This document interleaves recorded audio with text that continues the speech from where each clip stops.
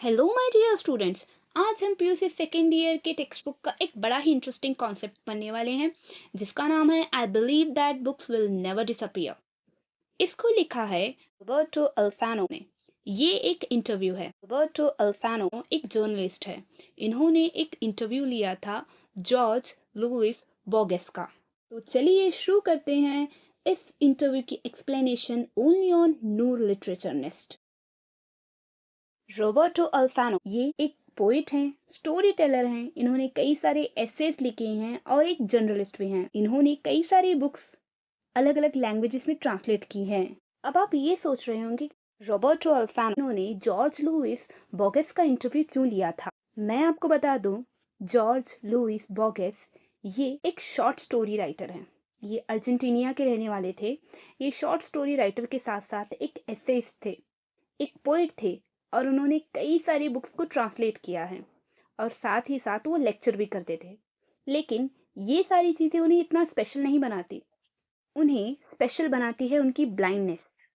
1950 में उनकी बढ़ती हुई उम्र की वजह से उन्होंने अपनी आंखों की रोशनी खो दी। लेकिन फिर भी उनका प्यार किताबों के लिए कम नहीं हुआ। वो फिर भी लिखते रहे, वो फिर भी लेक्चर डिलीवर करते रहे और वो अर्जेंटीनिया नेशनल लाइब्रेरी के डायरेक्टर बन गए। रॉबर्टो अल्फानो इंटरव्यू में पहला सवाल बॉगस से पूछते हैं कि उन्होंने कौन सी बुक सबसे पहले पढ़ी थी उनके लाइफ में। बॉगस जवाब देते हैं कि उन्हें याद है, उन्होंने एक बुक पढ़ी थी जिसका नाम था फेरी टेल्स। उसको लिखा था ग्रिम्स ने। वो बुक इंग्लिश वर्जन में थी। बॉगस आगे कहते हैं कि मुझे एजुकेशन मेरे फादर ने दी है। मैंने जितना कुछ सीखा है मैंने मेरे फादर की प्राइवेट लाइब्रेरी से सीखा है। मैं वहाँ से बुक्स लेकर पढ़ा करता था। एक हाई स्कूल से ज़्यादा, एक यूनिवर्सिटी से ज़्यादा मैंने मेरे फादर की लाइब्रेरी से सीखा है।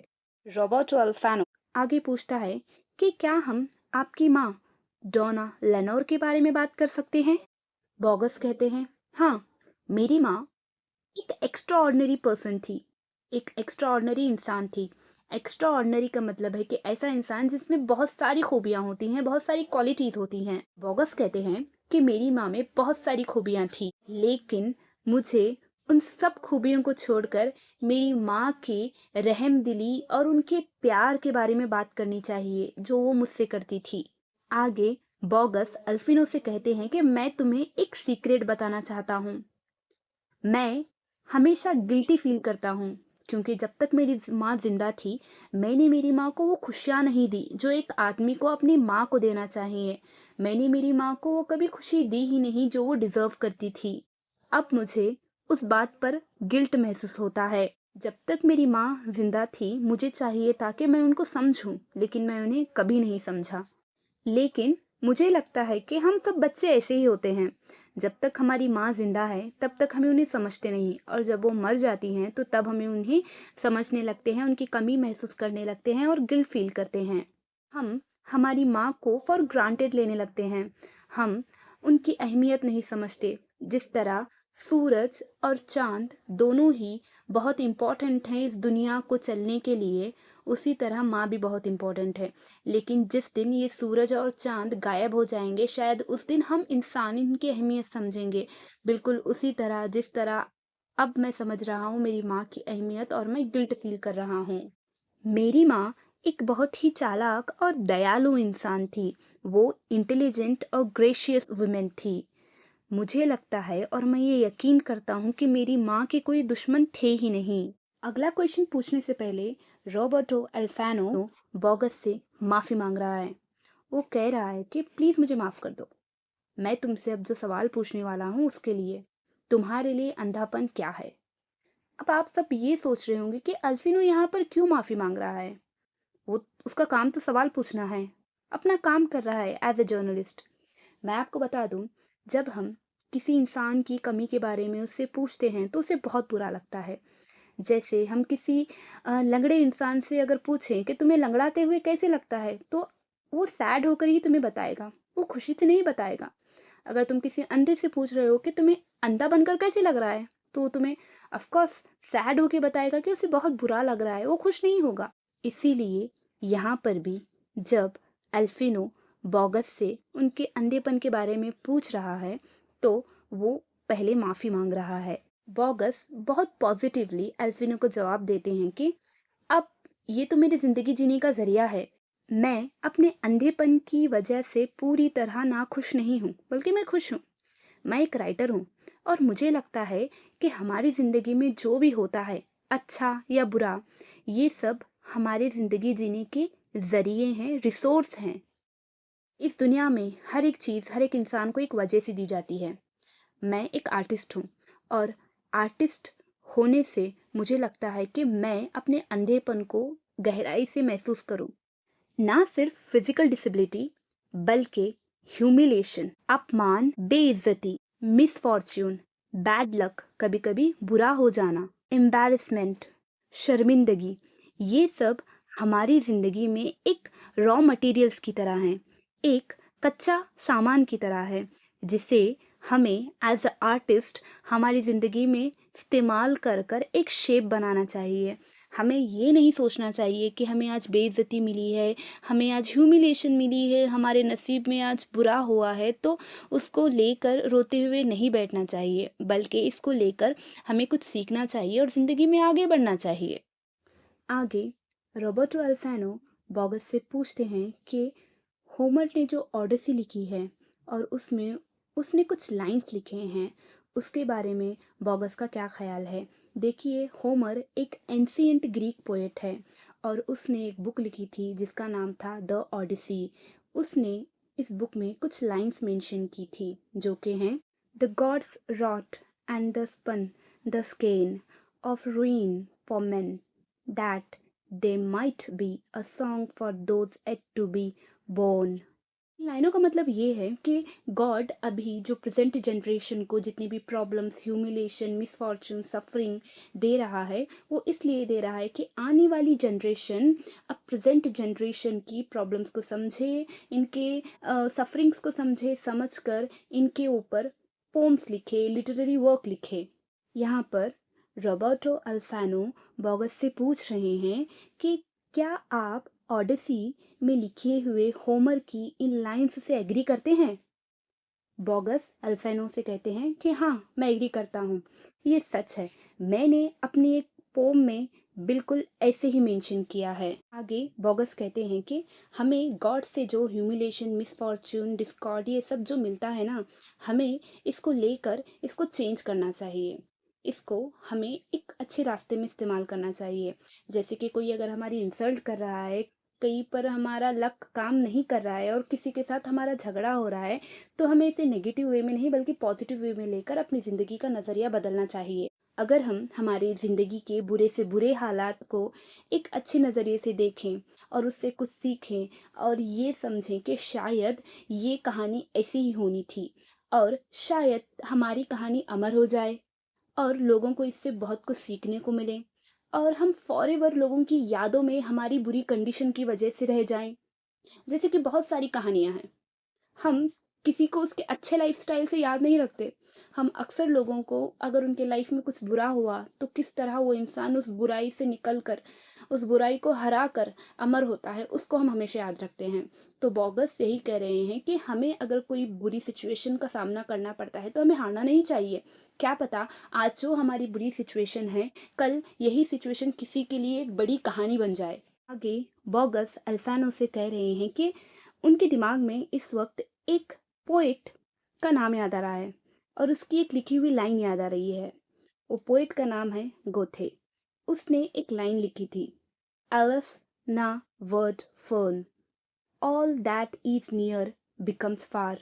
इसका शॉर्ट में मतलब यही है कि अब जो चीज़ तुम्हारे पास है वो एक दिन तुमसे दूर चली जाएगी। कोई भी चीज़ लाइफ में परमानेंट नहीं है, लेकिन अगर कोई चीज़ तुम्हारे पास से दूर चली जाएगी तो उसका रिप्लेसमेंट गॉड अपने आप ही कर देगा। अगर कोई चीज़ तुम खोते हो तो डेफिनेटली उसकी जगह तुम कुछ और भी पाते हो। बॉगस आगे कह रहे हैं कि गोथे ने ना सिर्फ डूबते हुए सूरज की बात की थी, ना सिर्फ सनसेट की बात की थी, बल्कि उन्होंने ज़िंदगी के बदलाव के बारे में भी बात की थी। हर वो चीज़ जो हमारे पास आज है वो हमको एक दिन छोड़कर चली जाएगी। बॉगस खुद का एग्जाम्पल देते हुए कह रहे हैं कि मुझे ही देख लो, कल तक मेरी आंखों को सब कुछ दिखाई देता था, आज मैं अंधा हो चुका हूँ। मेरी आँखों की रोशनी मुझसे दूर चली गई है। मैं इस दुनिया के कोई रंग को देख नहीं सकता। मेरी आँखों की रोशनी चले जाने से और मेरा ब्लाइंड हो जाने से मैं नाखुश तो नहीं हूँ, क्योंकि भले ही मेरी आँखों की रोशनी चली गई है, इसके बदले मुझे और कई सारी दूसरी चीज़ें मिली हैं। मेरी ड्यूटी ये है कि मेरे लाइफ में जो भी मुश्किलें आ रही हैं, मुझे उसे एक्सेप्ट करना चाहिए। जहाँ तक हो सके मुझे मेरी ज़िंदगी को एन्जॉय करना है, मुझे मेरी ज़िंदगी में खुश रहना है। मैं अभी भी ऐसा ही दिखावा करता हूँ कि मैं अंधा नहीं हूँ। मैं अभी भी कई सारी बुक्स खरीदता हूँ और मेरे घर में मैं बुक्स रखते जाता हूँ। आगे अल्फानो बोगस से पूछते हैं कि मुझे आपसे एक थीम पर बात करनी है। वो थीम है बुक्स। मुझे आपसे बुक्स के बारे में बात करनी है। बोगस कहते हैं, वो तो ठीक है, लेकिन मुझे कल रात एक ख्वाब आया था। मैंने अपने ख्वाब में कुछ अजीब देखा। मैंने देखा कि एक बहुत बड़ी लाइब्रेरी चल रही है, जिसमें कई सारे तरह-तरह के बुक्स हैं। शायद वो अलेक्जेंड्रिया लाइब्रेरी थी। उस लाइब्रेरी की हर बुक को आग की लपटों ने जकड़ लिया था। और आगे बोगस अल्फिनो से पूछ रहे हैं, क्या तुम्हें यकीन है मैंने जो ख्वाब देखा है उसका कोई मतलब होगा? अल्फानो बोगस से कहता है, शायद होगा कोई मतलब। आगे अल्फानो बोगस से कह रहे हैं कि क्या आप एक ऐसी बुक लिख सकते हो जिसमें दुनिया की सारी बुक्स की हिस्ट्री हो, जिसमें ये मेंशन हो कि पहली बुक कब बनी थी, पहली बुक किसने बनाई थी, पहली बुक किसने लिखी थी, और जैसे जैसे वक्त बदलता गया बुक्स में भी चेंज आता गया। तो क्या क्या चेंज आते गया और किसने वो चेंज लाया? क्या आप बुक्स की हिस्ट्री के ऊपर एक बुक लिख सकते हो? क्या आपने कभी ऐसी बुक लिखने के बारे में सोचा है जो बुक बुक की हिस्ट्री के ऊपर हो? आगे बॉगस अल्फिनो को जवाब देते हुए कहते हैं कि डियर, मैंने तो कभी नहीं सोचा कि मैं ऐसी एक बुक लिखूं, लेकिन ये बहुत अच्छा आइडिया है। ये एक वंडरफुल वर्क होगा अगर मैं बुक की हिस्ट्री के बारे में लिखूं। मैं ये याद रखूंगा। लेकिन मुझे नहीं लगता कि मैं 83 ईयर का आदमी ये प्रोजेक्ट कर सकता हूँ, ये प्रोजेक्ट ले सकता हूँ। बुक की हिस्ट्री के बारे में लिखना, उसके एवोल्यूशन के बारे में लिखना, ये छोटा टास्क नहीं है। तो इसीलिए बॉगस अल्फानो से कह रहे हैं कि मैं 83 ईयर्स का हूँ, तो शायद मैं ये ना कर पाऊँ। आगे बॉगस कह रहे हैं कि मैं कुछ लिखूं इससे पहले एक राइटर है स्पैंगलर। इसने अपनी book Decline of the West में रिमार्केबल कमेंट्स किए हैं बुक्स पर। आगे अल्फानो बॉगस से एक सवाल पूछता है। वो कहता है कि आपने अपने एसे में बर्नर्ड शॉ के कुछ लाइंस यूज किए हैं। बर्नर्ड शॉ भी एक राइटर हैं। उनके लिखे हुए वर्क से बॉगस ने कुछ लाइंस अपने एसे में डाले थे, जिसके ऊपर एल्फिनो पूछ रहा है कि क्या आप उस बात से एग्री करते हैं। वो लाइन थी कि every book wrote being reread has been written by the spirits, जिसका मतलब है कि अगर रीडर को एक बुक पढ़ने के बाद दोबारा वही बुक पढ़ने का मन करता है, तो इसका मतलब कि वो बुक सिर्फ इंफॉर्मेशन के लिए नहीं लिखी गई है, बल्कि वो बुक दिल से लिखी गई है, एक स्पिरिट से लिखी गई है। बॉगस इस सवाल का जवाब देते हुए कहते हैं कि हाँ, मैं कंप्लीटली इस ख्याल से एग्री करता हूँ। अगर कोई रीडर एक बुक पढ़कर उसी बुक को दोबारा पढ़ना चाहता है, तो इसका मतलब ये है कि वो बुक सिर्फ इंफॉर्मेशन के लिए नहीं लिखी गई है, बल्कि उस बुक में कनेक्टिविटी है, उस बुक में इमोशंस है जो रीडर को मजबूर करती है बार बार पढ़ने के लिए। और कोई भी बुक हमेशा ऑथर के इंटेंशन से आगे जाती है। जब राइटर या फिर कह लो ऑथर कोई बुक लिखता है, तो उसके ख्यालात बहुत छोटे होते हैं। वो अपने पॉइंट ऑफ व्यू से बुक लिखता है, जिसमें कई सारे मिस्टेक्स हो सकते हैं। ऑथर को लगता है कि उसने अपने सारे ख्यालात अपनी बुक में डाल दिए हैं और उसे लगता है कि उसकी बुक कंप्लीट है। ऐसे नहीं होता। हर एक ऑथर की बुक में कोई ना कोई कमी होती है, क्योंकि ऑथर हमेशा अपने लिमिटेड पॉइंट ऑफ व्यू से उस बुक को लिखता है। हर एक बुक में कोई ना कोई कमी होती है, वो एक मिस्टीरियस कमी होती है। डियर स्टूडेंट्स, यहाँ पर आपको कंफ्यूज होने की बिल्कुल भी ज़रूरत नहीं है। यहाँ पर बॉगस कह रहे हैं कि जो भी ऑथर बुक लिखता है, वो अपने ख्याल से लिखता है, अपनी इंफॉर्मेशन से लिखता है। लेकिन जब उसी बुक को हम रीडर पढ़ते हैं, तो हम कोई और उसका मतलब निकालते हैं। ऑथर हमें समझाते नहीं बैठता कि उसने किस इंटेंशन से वो बुक लिखी है। और ये ज़रूरी नहीं है कि हमेशा जो ऑथर लिखता है वो सही ही हो। कुछ ना कुछ लूप होल हर जगह होता है, कुछ ना कुछ मिस्टेक ऑथर भी करते हैं। फॉर एग्जाम्पल, हमने रोमियो एंड जूलियट पढ़ी। लेकिन मैं दावे के साथ कह सकती हूँ कि सब लोगों ने इसको लव स्टोरी की तरह नहीं समझा। कुछ बच्चों को लगा कि ये लव स्टोरी है, कुछ को तो लगा ये ट्रेजेडी है जिसमें सब मर जाते हैं, कुछ को लगा कि ये कितनी बेवकूफ़ी की बात है कि 1.5 दिन में ही प्यार हो गया और इनकी शादी हो गई। तो यहाँ पर बॉगस कह रहे हैं कि ऑथर कुछ भी लिखता है वो अपने पॉइंट ऑफ व्यू से लिखता है, लेकिन हम पढ़ने वाले हमारी समझ से उसको समझते हैं। शेक्सपियर ने रोमियो एंड जूलियट एक ड्रामे के तौर पर लिखा था। वो एंटरटेनमेंट के जरिए हमें दिखाना चाहते थे कि उस वक्त के सोसाइटी में क्या नॉर्म्स थे, क्या स्टैंडर्ड्स थे लोगों के। सिंपल लैंग्वेज में अगर मैं आपको कहूँ तो बॉगस कह रहे हैं कि राइटर का अपना अलग पॉइंट ऑफ व्यू होता है जब वो बुक लिखता है, और रीडर्स का अलग पॉइंट ऑफ व्यू होता है जब वो बुक पढ़ते हैं, और पढ़ने के बाद उनका पॉइंट ऑफ व्यू, उनका जो एनालाइजेशन होता है, ये ज़रूरी नहीं है कि वो हमेशा ऑथर के साथ मैच हो। रीडर्स अपने एक्सपीरियंस से, अपनी समझ से हर एक वर्क को क्रिटिसाइज करते हैं। आगे बॉगस एंशियंट बुक के कॉन्सेप्ट को रेफर कर रहे हैं। एंशियंट बुक मतलब हिस्टोरिकल बुक्स जो बहुत पहले लिखे गए हैं, जो हमें हमारी दुनिया की हिस्ट्री के बारे में बताते हैं। कह रहे हैं कि एंशियंट बुक्स, हिस्टोरिकल बुक्स, पुराने बुक्स एक ऐसे बुक्स हैं जो लिखे गए हैं उस वक्त जब कुछ इवेंट्स हुए थे, जैसे कि कई सारी बैटल्स हुई थी, कई सारे वॉर हुए थे, कई सारे अटैक्स हुए थे, कई सारे राजा अपनी गद्दी को हासिल कर चुके थे, कई सारे राजा अपनी पूरी प्रॉपर्टी, अपनी पूरी किंगडम खो चुके थे। ये सब हमें एंशियंट टेक्स्ट में मिलता है।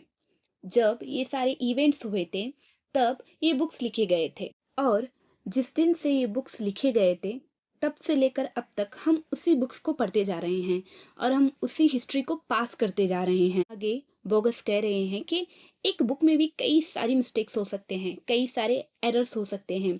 भले ही ऑथर की ओपिनियन कुछ भी हो, लेकिन पढ़ने वाले उस ऑथर की ओपिनियन को रिजेक्ट भी कर सकते हैं, डिसएग्री भी कर सकते हैं। ज़रूरी ये नहीं है कि जो भी ऑथर लिखे उससे हम एग्री करें। ज़रूरी ये नहीं है कि जो भी ऑथर कहे वो सच ही हो। शायद पुरानी जो किताबें लिखी गई हैं, पुराने जो बुक्स लिखे गए हैं, उसमें पता नहीं कितना सारा झूठ था। हालाँकि उसको हम हिस्ट्री का नाम दे देते हैं। क्या पता वो इवेंट सच में हुए थे या नहीं, क्या पता वो वॉर्स सच में हुए थे या नहीं। हम सिर्फ उन किताबों को पास करते जा रहे हैं और पढ़ते जा रहे हैं। जबकि उन बुक्स में भी कई सारी गलतियां हैं। एंड एज ए रीडर ये हम पर हैं कि हम कौन से फैक्ट्स को अप्रूव करते हैं, कौन से फैक्ट्स को रिजेक्ट करते हैं। लेकिन हर एक बुक प्योर होती है, हर एक बुक में कुछ ऐसा होता है जो कभी नहीं मरता। हर एक बुक मैजिकल होती है जो हमारी लाइफ में हैप्पीनेस लेकर आती है। आगे अल्फानो बोगस से पूछता है कि आपके लिए पोएट्री क्या है, और आप पोएट्री को कैसे डिफाइन करते हो, आपकी नज़र में पोएट्री क्या है।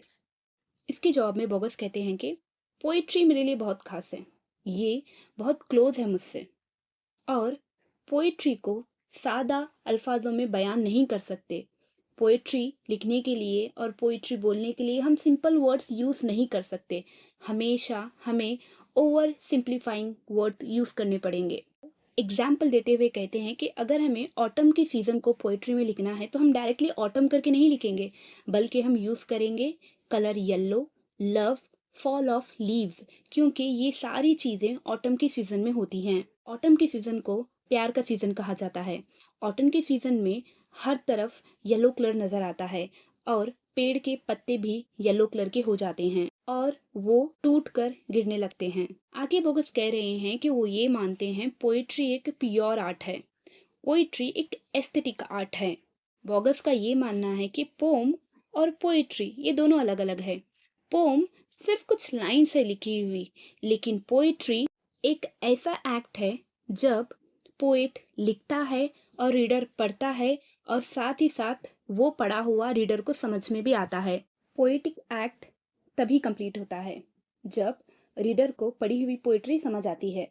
पोइट का लिखना और रीडर का पढ़ना दोनों भी अलग मैटर है, क्योंकि जिस इंटेंशन से, जिस ख्याल से पोएट लिखता है, ज़रूरी नहीं कि रीडर भी वही ख्याल को समझे उस पोम को पढ़ने के बाद, उस पोइट्री को पढ़ने के बाद। पोइट्री एक मैजिक है, पोइट्री अपने आप में ही मिस्ट्री है, क्योंकि पोएट कुछ कहना चाहता है और रीडर कुछ और समझता है, और हर एक इंसान उस पोम का अलग अलग मतलब निकालता है। पोइट्री एक अनएक्सप्लेनेबल थॉट है जिसको सिंपल लैंग्वेज में एक्सप्लेन नहीं किया जा सकता। ऐसा भी नहीं है कि पोइट्री हमको समझ में भी नहीं आ सकती।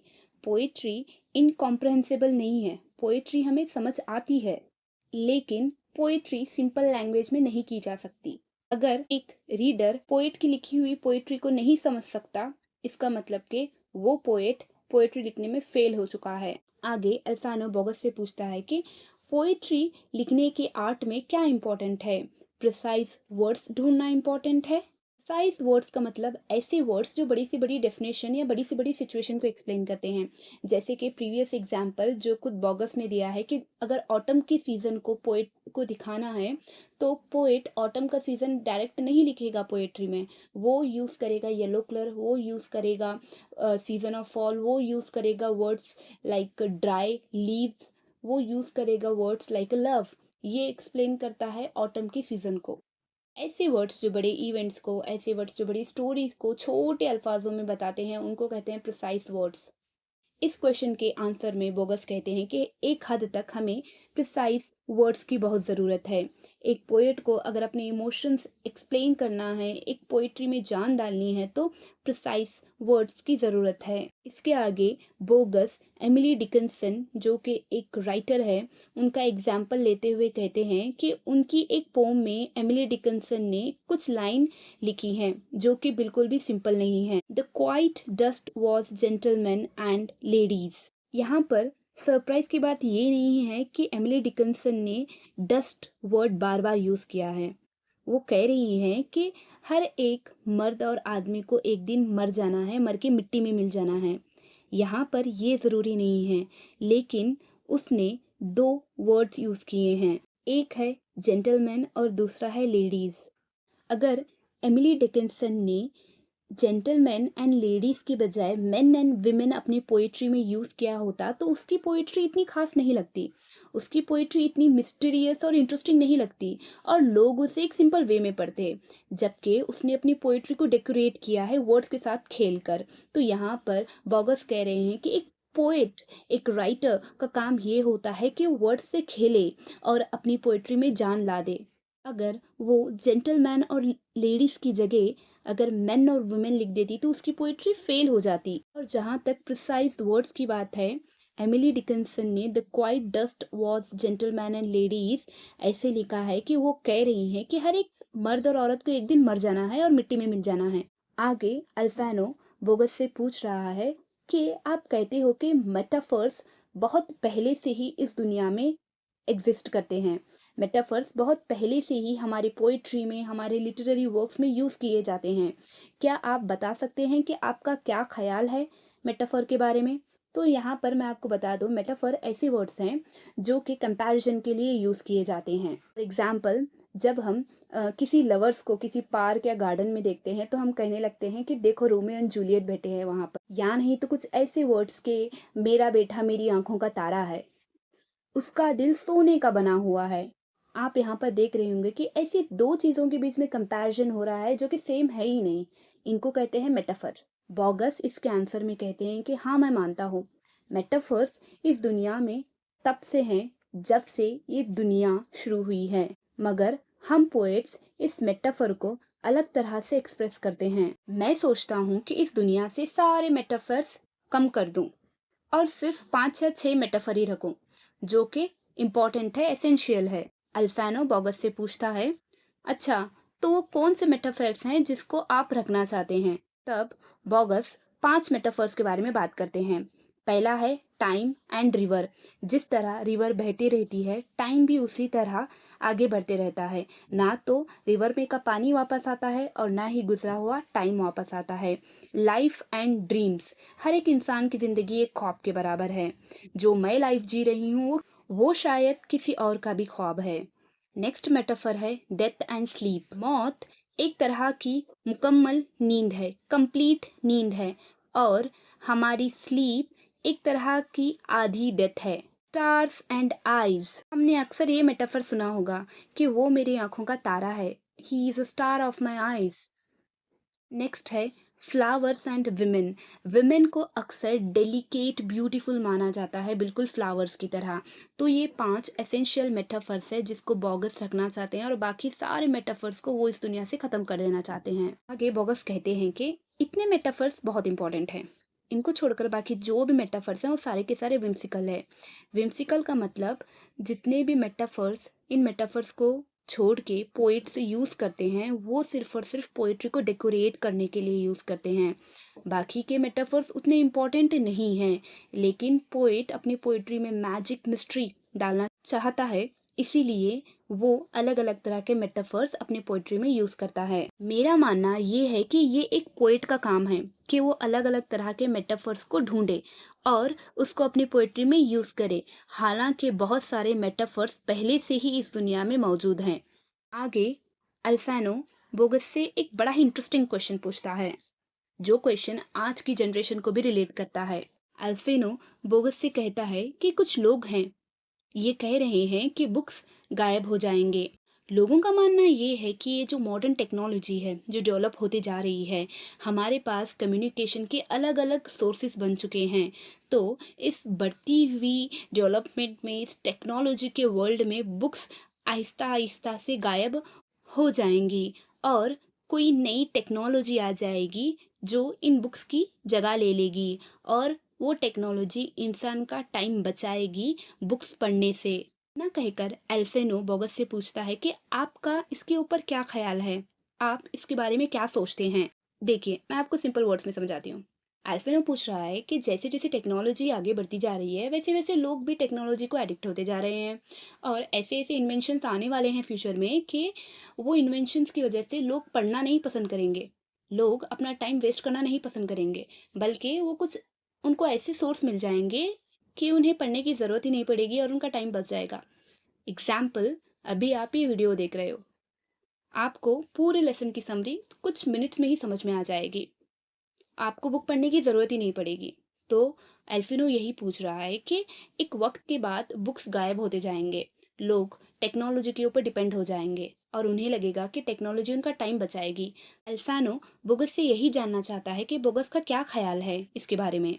बोगस इसके आंसर में कहते हैं कि मुझे लगता है कि बुक्स कभी गायब नहीं होंगी। बुक्स का इस दुनिया से गायब होना इम्पॉसिबल है। दुनिया में आज तक जितने भी इन्वेंशंस हुए हैं उनमें से सबसे अमेजिंग सरप्राइजिंग इन्वेंशन है बुक्स।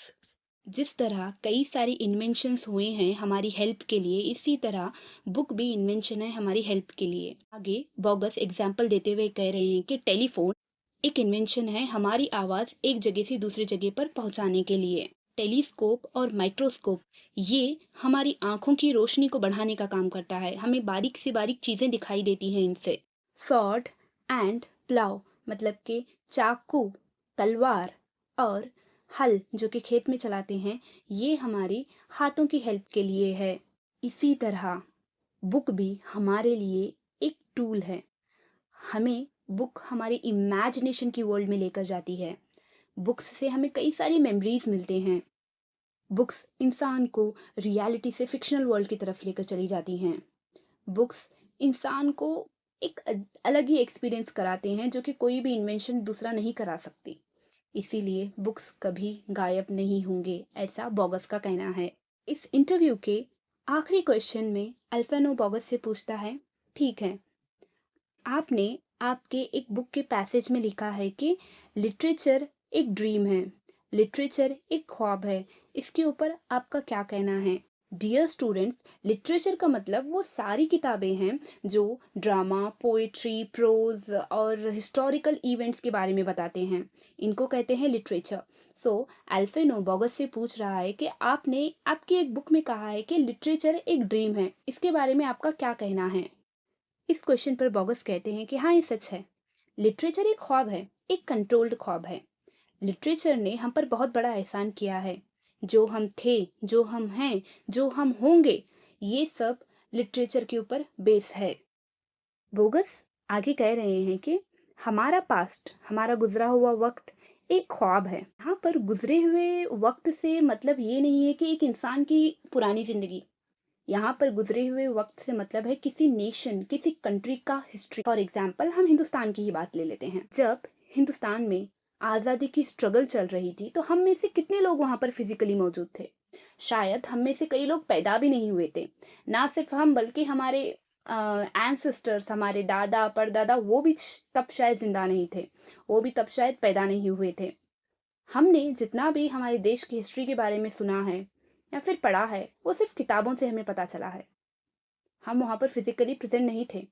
जब हम हमारे देश की आज़ादी के बारे में पढ़ते हैं, हम भगत सिंह के बारे में पढ़ते हैं, हम गांधी जी के बारे में पढ़ते हैं, तो हम उस चीज़ को ना इमेजिन करने लगते हैं, एक ड्रीम्स की तरह, और फिर याद करने लगते हैं। तो यही बोगस कहना चाहते हैं कि हमारा पास्ट एक ख्वाब है।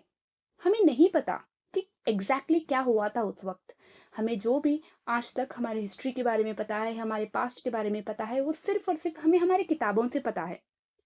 इस लेसन में, इस इंटरव्यू में कहीं पर भी हिंदुस्तान या हिंदुस्तान की हिस्ट्री का एग्जाम्पल नहीं है। मैं इस एग्जाम्पल को इंक्लूड कर रही हूँ ताकि मैं आपको ये कॉन्सेप्ट अच्छे से समझा दूँ। बुक्स बहुत ही अच्छे मेमोरीज की तरह हमारे पास है, जो कि दुनिया की हिस्ट्री के बारे में बताते हैं, जो कि हमें ये बताते हैं कि ये जो दुनिया जब से बनी है, जितनी भी सेंचुरीज रही हैं, उन सब सेंचुरीज में क्या क्या हुआ है। जो काम बुक्स करती हैं, वो काम कोई और नहीं कर सकता, और बुक्स की जगह कोई और ले ही नहीं सकता। बुक्स इररिप्लेसेबल है। आखिर में बोगस कहते हैं कि अगर इस दुनिया से बुक्स गायब हो गए, तो इस दुनिया की हिस्ट्री भी गायब हो जाएगी, और हिस्ट्री के साथ ही साथ इस दुनिया से आदमी भी गायब हो जाएंगे। यहाँ पर आदमी का मतलब जितने भी इंसान हैं वो सारे गायब हो जाएंगे। हमारी बुक्स हमारी हिस्ट्री हमें बताती हैं। हमारी बुक्स हमें हमारे पास्ट के बारे में बताती हैं। हमारी बुक्स हमारे लिए एक खजाना है, और बुक्स से ही हमें हमारी गुजरे हुए वक्त और गुजरी हुई जिंदगी के बारे में पता चलता है। ये इंटरव्यू रॉबर्टो अल्फिनो की एक बुक 24 कॉन्वर्सेशन विद बॉगस से लिया गया है। ये उस बुक का एक छोटा सा पार्ट है। सो माय डियर स्टूडेंट्स, ये थी इस इंटरव्यू की एक्सप्लेनेशन। वीडियो को जल्दी से लाइक करें, मेरे चैनल को सब्सक्राइब करें, और इस वीडियो के लिंक को अपने फ्रेंड के साथ शेयर करें। अगर आपको मुझे कुछ कहना है या फिर कुछ बताना है तो आप कमेंट सेक्शन में कमेंट कर सकते हो, या नहीं तो फिर ये मेरी इंस्टाग्राम आईडी, आप मुझे यहाँ पर मैसेज कर सकते हो। Thank you, bye.